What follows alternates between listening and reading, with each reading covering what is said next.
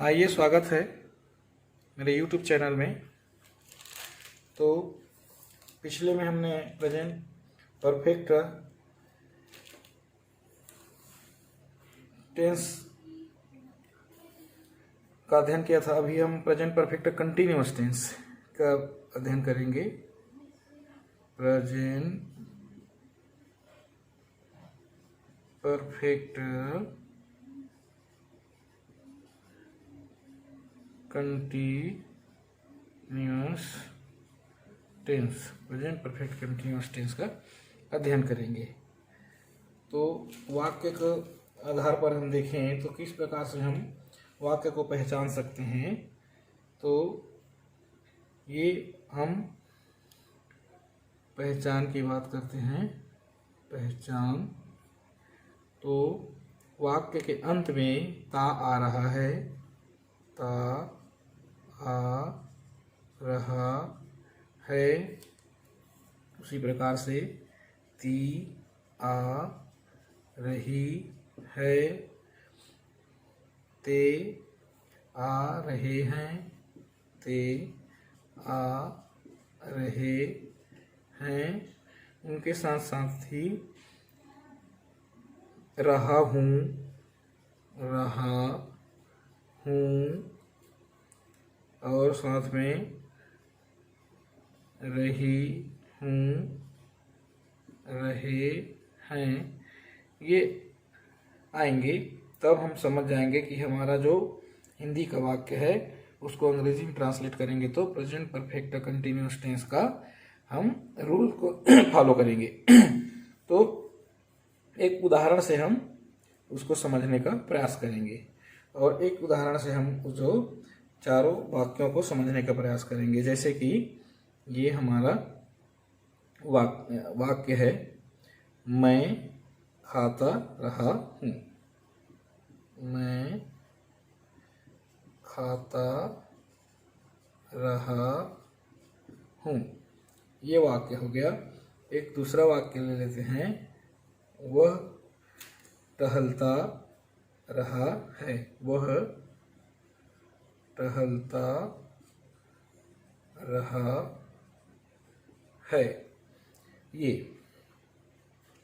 तो इनको समझने के लिए, इनको ट्रांसलेट करने के लिए हमको क्या करना पड़ेगा, ये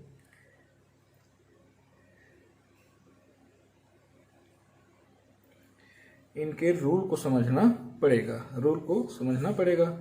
तो हम जानते हैं कि कोई भी टेंस के रूप में जो सेंटेंस होता है वो चार प्रकार का होता है। तो उसके अनुसार अफर्मेटिव सेंटेंस की बात करें, सेंटेंस, तो अफर्मेटिव सेंटेंस में हमारा जो फार्मूला होगा वो सब्जेक्ट के साथ जो हेल्पिंग वर्ब यहाँ पर इस्तेमाल होगा वो होगा हैज या हैव बीन। उसके बाद क्रिया का फोर्थ फॉर्म कहते हैं, इसी को जीरंड या आईएनजी फॉर्म भी कहते हैं। उसके बाद आपका ऑब्जेक्ट प्लस अदर वर्ड। तो हम यहाँ तक समझने का प्रयास करेंगे। जैसे कि एक उदाहरण है कि तुम पढ़ते रहे हो, तुम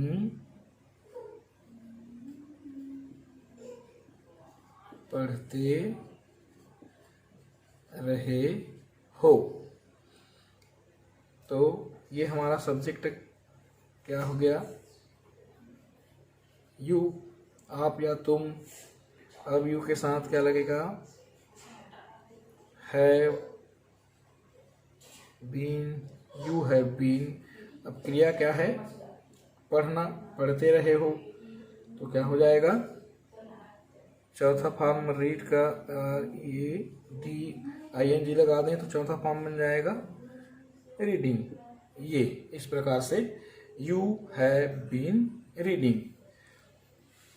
यही जब इसका हम निगेटिव बनाएंगे तो हम इसके साथ नॉट लगा देंगे। किसके साथ, सहायक क्रिया के साथ। ये तो लगाते आ ही रहे हैं। तो इसी का हम निगेटिव देख लेते हैं, निगेटिव सेंटेंस। तो फार्मूला तो यही रहेगा, बस उसमें नॉट लगाना है। तो उस देखते हैं, इसी वाक्य को हम निगेटिव में तब्दील कर देते हैं। तो यू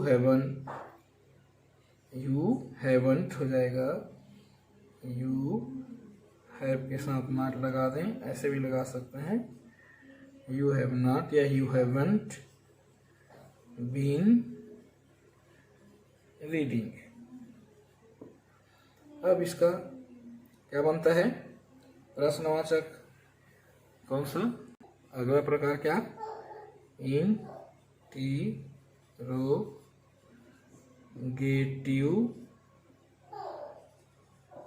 सेंटेंस।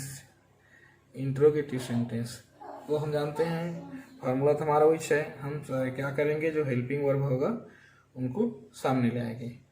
तो you have you been, have you been क्या, reading, have you been reading question mark. फिर उसके बाद इसी का क्या बनता है, इंट्रोगेटिव निगेटिव, इंट्रोगेटिव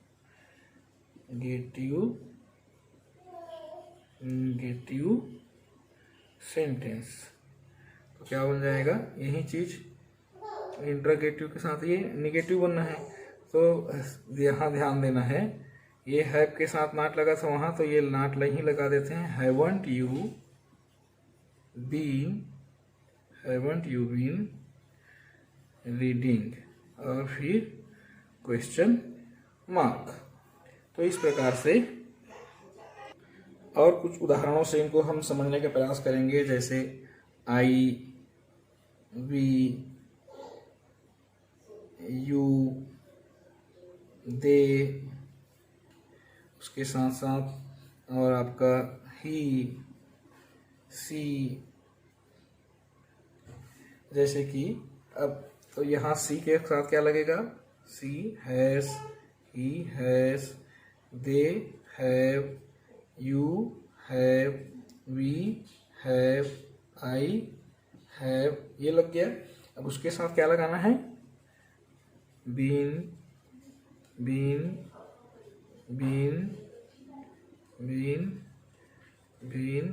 और ये बीन, और अपने आधार पर इसमें आप जो भी वर्ब लगाना चाहें और नया वाक्य बन जाएगा। तो एक जैसे एक उदाहरण लेते हैं, जैसे यदि हम कुकिंग शब्द को यहाँ वर्ब को डाल दिए, क्या डाल दिए, cooking, COOKING, cooking for 3 hours, 3 घंटे से खाना बनाता रहा हूँ। तो ये यहाँ पे वही हो जाएगा, कुकिंग फॉर 3 hours। तो ये इस प्रकार से हम प्रेजेंट परफेक्ट कंटिन्यूअस को बनाना सीख गए। अब हमको ध्यान में यही देना है कि आई के साथ क्या लगेगा, वी के साथ क्या लगेगा, यू के साथ, दे के साथ, ही के साथ, अच्छा नाम के साथ, तो नाम जैसे कि अमायरा, तो क्या हो जाएगा यहाँ पर, हैज बीन। ये इस प्रकार से आपका प्रेजेंट परफेक्ट कंटिन्यूअस टेंस का ट्रांसलेशन आपने सीख लिया। और इसमें कुछ आगे और कुछ समस्या आएगी तो आप कमेंट बॉक्स में कमेंट करें और लाइक करना ना भूलें।